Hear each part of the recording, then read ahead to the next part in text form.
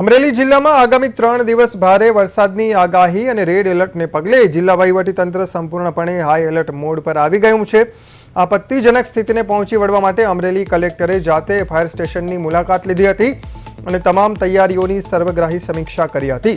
કલેક્ટરે છેલ્લા 2 દિવસ દરમિયાન જિલ્લામાં હાથ ધરાયેલી બચાવ કામગીરી અંગે ફાયર વિભાગની ટીમ સાથે મહત્વની બેઠક પણ યોજી હતી। ઉલ્લેખનીય છે કે છેલ્લા 2 દિવસમાં સરાહનીય કામગીરી કરીને ફાયર વિભાગે પૂરના પાણીમાંથી 100થી વધુ લોકોનું રેસ્ક્યુ કરી તેમને સુરક્ષિત સ્થળે પહોંચાડ્યા હતા।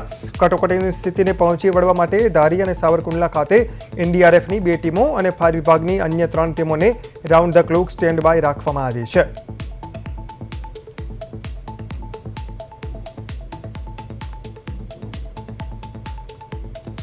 આજરોજ મહેરબાન કલેક્ટર સાહેબ શ્રી દ્વારા ફાયર સ્ટેશન ખાતે વિઝિટ કરવામાં આવી હતી।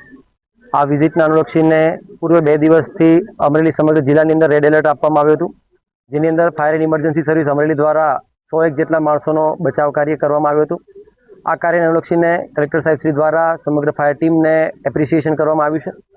સાથોસાથ આવનારા 3 દિવસની અંદર પણ હજુ એલર્ટ જારી છે, તો આ દિવસોની અંદર ફાયર સર્વિસ દ્વારા કેવી રીતના કામગીરી કરવી જોઈએ અને અમારે શું એલર્ટ રહેવું જોઈએ તેનું માર્ગદર્શન પણ ફાયર સ્ટેશનની મુલાકાતમાં અમે એની તૈયારીઓને જાયજા લીધા અને છેલ્લા 2 દિવસમાં એને દ્વારા જો પરિસ્થિતિનો સામના કરવા પડ્યા અને એમાં શું મુશ્કેલી પડી એની ડીબ્રીફિંગ મીટિંગ પણ લીધી। સાથે સાથે આગામી દિવસોમાં અગર કોઈ સમસ્યા ઊભી થાય તો કેવી રીતે એના નિરાકરણ લાવી શકીએ એના માટે ફાયર ટીમ સાથે ચર્ચા કરી।